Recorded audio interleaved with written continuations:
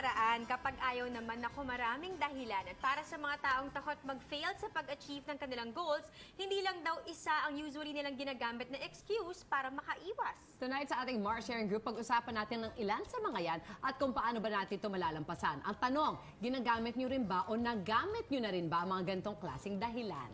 Una. Nice. Excuses. Yes, yung una, hindi ko naman talaga ito kayang gawin, so walang point para subukan pa. Yan, kayo ba na-experience nyo na bang mag-back out sa isang goal dahil feeling nyo, hindi nyo naman siya kayang gawin? To begin with. Oo. Yeah, for me, kasi about a few years ago, I studied, aviation because I always wanted to be a pilot since a kid. So after a year, I just gave up kasi parang it felt like I couldn't do it anymore.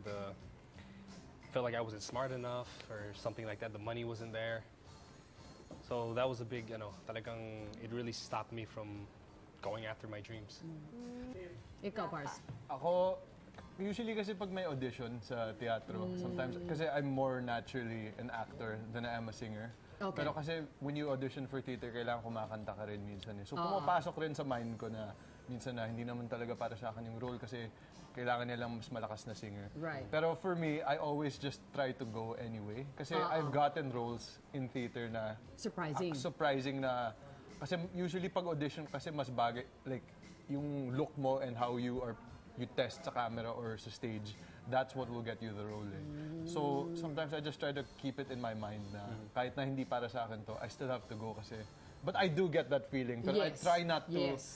Kasi you can't succeed in our industry if you have that mindset. You have to. Kailangan medyo makapal rin yung face mo sa sarili mo na kahit hindi para sa'yo, kailangan pumunta ka pa rin. Kasi 90% of the people who get employed sa industry natin are the people who show up. Whether it's in an audition or if it's in a meeting. Kung hindi ka pumunta kasi baka hindi para sa'yo, hindi mo makuha yung trabaho. At least sinubukan mo. You'll never know. Ikaw, Mars? Ako siguro Mars yung ganyan, yung depende sa role na ino-offer. Kasi kung kunwari, if it's something that I really cannot do, then I won't even bother. Okay, Siguro kunwari, yung sobrang extremes na, kunwari, sobrang pa-sexy or sobrang all-out, ganito yung requirement na medyo very adult na yung hinihingi. I remember before, Mars, pero hindi ko lang kung magka-count to dyan, I was supposed to do a movie na yung role ko, mahuhulog yung van sa tubig. Okay. Tapos may eksena sa ilalim ng dagat. Tapos kinukunan, nakatali yung van, and-explain naman sa mommy ko. Ending nun, nirefuse ni mom yung project kasi she feels like it's too at risk. Oh my, laki ng risk Ako, I remember one in particular na hindi ko talaga pinuntahan kasi there was a Comic-Con here in the Philippines. Tapos there was an interview with Paul Bettany. Alala mo to, Mars? Yes! So tinawagan ako, tapos can you do this interview with Paul Bettany kasi for his role as, what's his role? I don't even remember. He's wearing all silver. So my brother's a super comic fan. Tapos nung sinabi ko, hindi ko nga tinanggap yung kasi I'm supposed to interview him, pero wala akong alam. These guys, rabid yung mga yan sa Comic-Con. They know all of their characters, they know all the trivia about that. Sabi ko, they'll know that I'm a fake. Yung ibig sabihin na wala talaga akong alam. If sabi ko, di ba nga, di ba si Paul Bettany, siya yung Silver Surfer, then my brother was a super, ate, hindi siya si Silver Surfer, siya si Jarvis. Siya si Jarvis. Yes, na all silver kasi siya. Di ba silver din kasi yun? Oh my God, I knew it. Buti lang I didn't take on the role. Pero after, since everybody was encouraging me, parang, you can do it, you can study it, you can just stick to the questions, at chuchu. By the time I called back to say na, sige, I'll do it. We got somebody else already. But yun pa lang, sa umpisa pa lang, on the get-go, parang, sobrang hindi ko to kaya kasi wala talaga akong alam sa kanya masyado. Parang ganon. Ito, hindi pa ako handa. Tsaka na lang.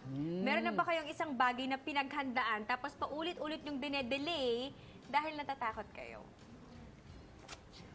Well, usually pag, di ba, nililigawan mo yung girl? I was gonna say that. Diba yung parang nung high school or college na parang, sige, sabihin ko na sa kanya na I like her. Tapos pag pwede mo nang masabi, hindi mo masabi. Kasi actually hindi pa ako handa. Hindi ko masabi. I can't. Natatangtide. Kasi make or break na yun, Mars. Totoo. Ikaw, Pars. For me, Kasi recently I just got my scuba diving license. So I'm an open water diver. Nice. So I've been diving for like 6 to 8 months now. Tapos yung instructor ko, he kept pushing me to go and take my wreck diving course.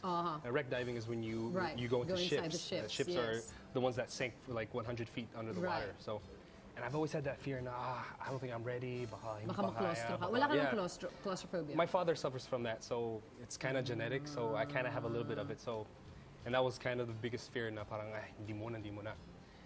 And I finally pushed through, and I just did my first wreck dive last week lang. Saan? Subic. I did the USS New York yes. that went down in 1942, and she is 120 feet under the water.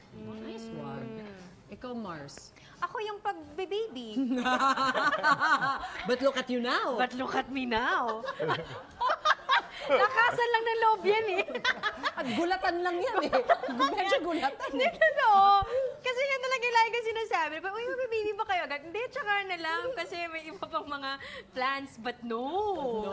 God has other plans. Yeah. So sometimes you just have to be thankful, you know? Totoo. Hindi, pero ganun nga. Parang feeling ko... Surprises din talaga. At saka yung ganyan kasing excuse, kailangan talaga siya ng leap of faith. Alam mo, hindi siya basta isang bagay na...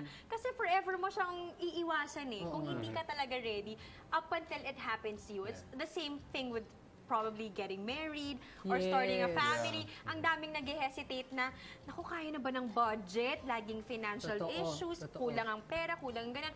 But not until you really go into it na, mas kaya naman pala natin. Masusurvive naman pala. So parang isa yan sa mga fears kasi natin dahil parang it's really life-changing. Totoo. Ikaw, Mars? Ako siguro, parang I've always said na parang, siguro I should run like, wala akong dream na mag-full marathon. Pero parang kahit man lang, half man lang, kaya ko yun. Tapos mga people na kunwari, mga friends ko sa Instagram, parang, hindi ko akalain na sobrang ano pala siya, athletic siya, nakaka-half marathon na siya. Parang should be something that I could do. Pero I keep delaying it. Kasi every time I try to train for something, nagkakasakit ako for that race. So parang I'm looking for one right now. Parang I should do it this year. And then maybe if I want to move forward, do something else. Pero at least, have a goal. Na parang, I mean, other people have been doing it. I can probably do it as well. Yeah. At naman, ang dami kailangan gawin. Baka naman masayang lang ang effort ko.